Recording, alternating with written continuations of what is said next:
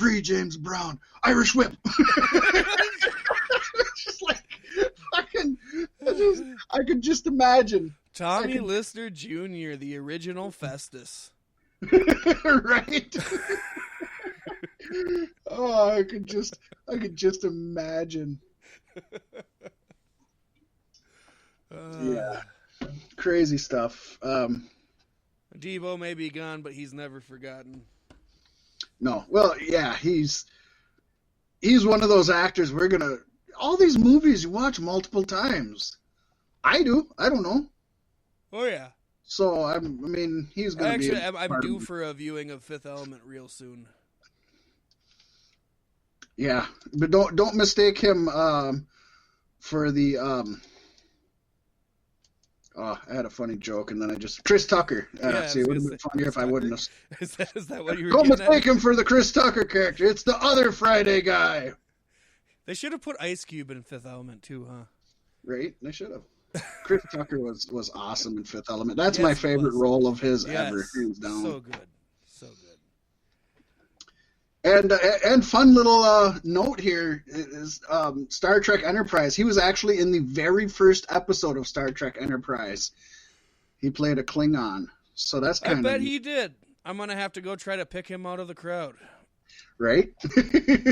He's the one that's looking at the camera. Enterprise, I'm like, it had to be a Klingon. Yeah, he's the one that's looking at the camera and stage left at the same time. So Free James Brown! You hear it in the background. Right? I wonder if they got to do that on this set. Instead of going, and action, they're like, free James Brown! Man, the pro wrestling world, I wish... Seems like such a fun place to live in. Did he ever make it into the Hall of Fame? WWE? No, but you can best believe 2022, I'm sure he's going in the celebrity wing. Oh, probably. And he's one that would deserve it out of all these other people who have been in it. He's main evented pay-per-views, you know, and he's been in WWF, WCW, and World Wrestling Console against Abdullah the Butcher. Two guys who could never wrestle a fucking match in their life. It's just a shame he never got to face Great Khali in a Punjabi prison match. Oh my God, that'd be the next thing. I can't say that there's two other famous names in pro wrestling I've wanted to see less. Like when I was doing research when he died and I found out that he had a match against Abdullah the Butcher, I was like, I don't even want to go search this out. That's got to be just a horrible... Because first of all Abdullah the Butcher can do is bust you open and make you bleed. Right. And Tiny Lister is not doing that. He's an actor. He's not going to let you do that. SAG won't let him do it. Oh, yeah, so it's like, so what do you do? I'm sure they both just kind of hit at each other randomly. Not to mention the fact that when you look back now in 2020 and you realize that Abdullah the Butcher had hepatitis C for like 20 years when he was bleeding on everybody, then you have less respect for old Abby, you know. I love Abby, but that was pretty shitty, Abby. Yeah, that's pretty fucked up. He's one of the darkest marks on blading, I'd say. Yeah, when your only job is to fucking bleed and you got hep C, you just need to fucking retire, buddy. You're done. Well, you might think we're about done as we've had a run of short episodes lately, but baby, we're just getting started. It's time for a double header of predictions. Let's break it on down with Impact's Final Resolution 2020. I guess now we could talk about Kenny Omega on Impact and Tony Khan on Impact and acting as a character for the first time ever.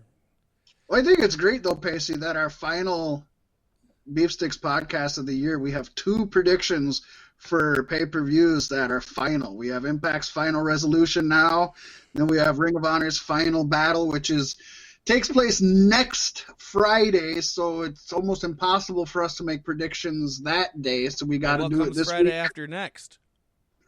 Then we got when are they doing that one? That was in production and out of production and in production the last Friday.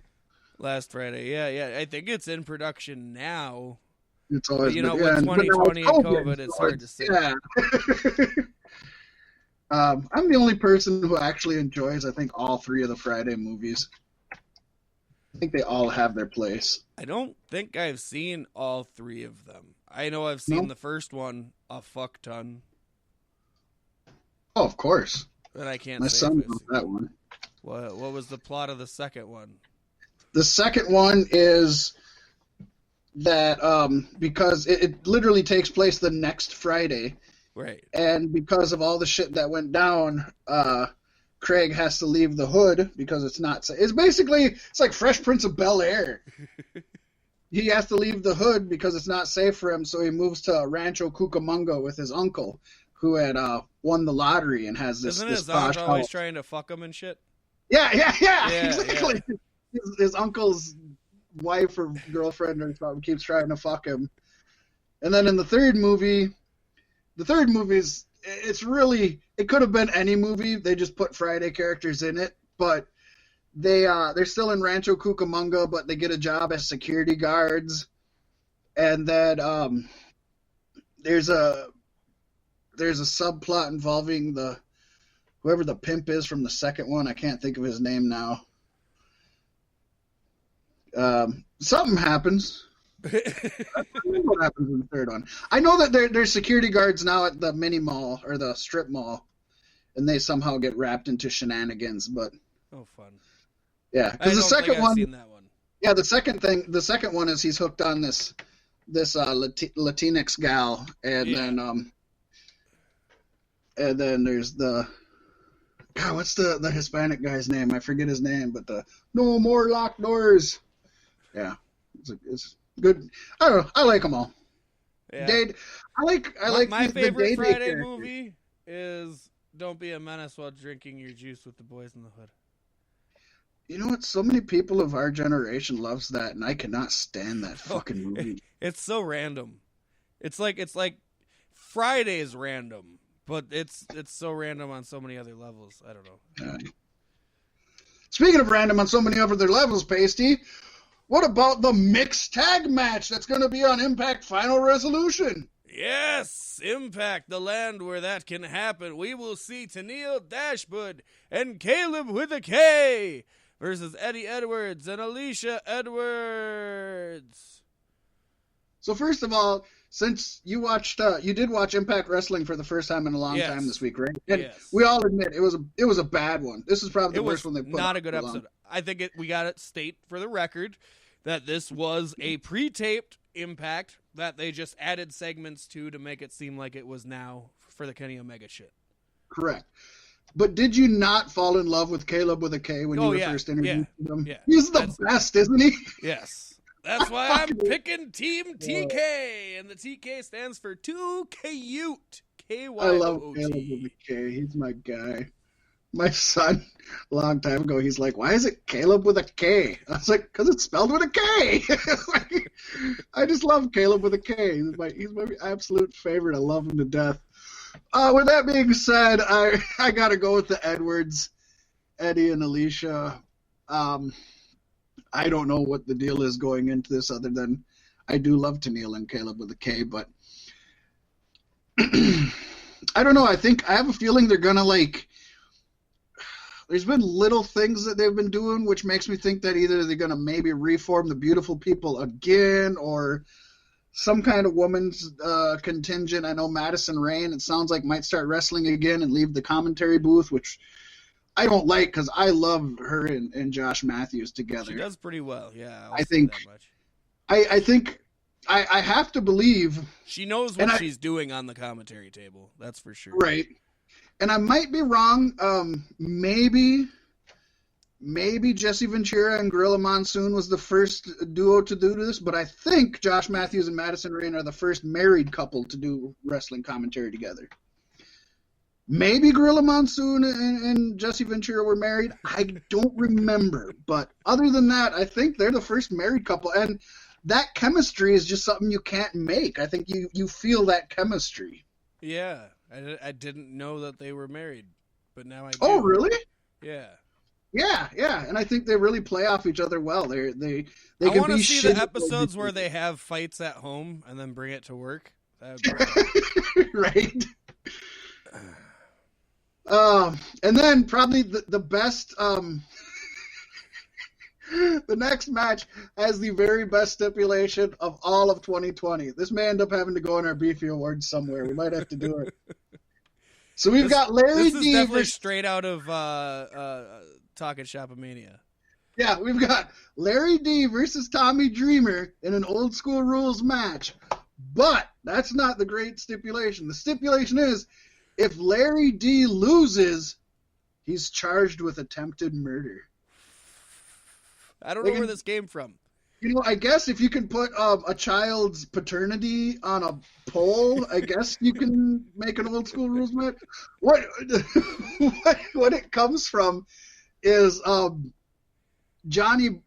Larry D tried to shoot Johnny Bravo during the Taya Valkyrie Johnny Bravo wedding that happened like 3 months ago or 2 months ago or something on Impact.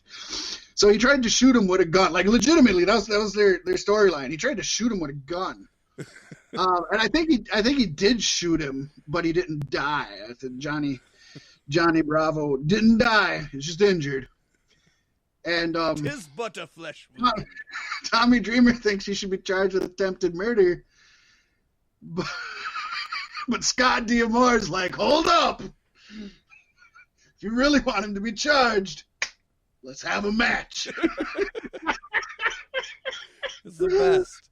I have a feeling people who don't watch Impact Wrestling think we're joking right now because we do make up weird scenarios like this. This is legit. Gallows and Anderson are producers on the show now, aren't they?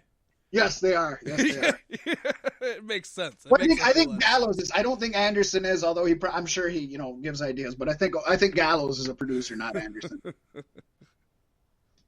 But yeah, it's good fucking shit. And Paystee, not only does Tommy Dreamer never win, but I just really don't want to see Larry D go get hauled off to jail. So I'm picking Larry D for this one. And at this moment, I am so glad to have the curse to always have to choose Tommy Dreamer to win a match, because I don't know who Larry D is, but he can get locked up. I love it so much. I love this shit. We need Matt Hardy back. It's so good. It's so good. Then we have guest ref Kiera Hogan, guest announcer Tasha Steelz in a Hernandez versus Fallah Bahh match. This is a lot of stipulation. I'm assuming both the ref and the announcer are going to be involved somehow. Yeah, they long story short, wrestling backstage for fun. Fallah Bahh had won a bunch of money betting on winning stuff, and if anybody knows who Fallah Bahh is, he's a huge dude, big boy. Anyways, so his money has gotten stolen, and then he's won it back in a couple matches, and Hernandez, I think, wants his money, but I don't know that his money's up for grab here. But I know that, I think Hernandez has his money because it was up in a match, and Kiera Hogan and Tasha Steelz, who, FYI, I'm picking for the Knockouts Tag Team Champions after the tournament. I think they're winning the tournament, and I hope they do, but maybe not. Nonetheless, so they're on the side of Hernandez. They're the heels, and Fallah Bahh is the face. All right. Yeah. I'm going to go with Father's Balls. We like your father's balls very much. Yes. Yeah, I am too. Fallah Bahh, he's the face. He's got everything against him. But he's a big-ass dude. Hernandez doesn't get hurt losing. And I want to see Kiera Hogan and Tasha Steelz. I want to see him get away from Hernandez. I want him to be the first reintroduced Knockouts Tag Team Champions, I should say, because not the first ever, obviously, but right. And do something there. I don't think they're going to win it, but I'm hoping they do, and that's what I'm going with. All right. Then we got a tag match coming up with Team Paystee just told me he doesn't know much about, but are two of the best on the indie scene and in the non-WWE AEW team, which is Team Sea Stars. Get it?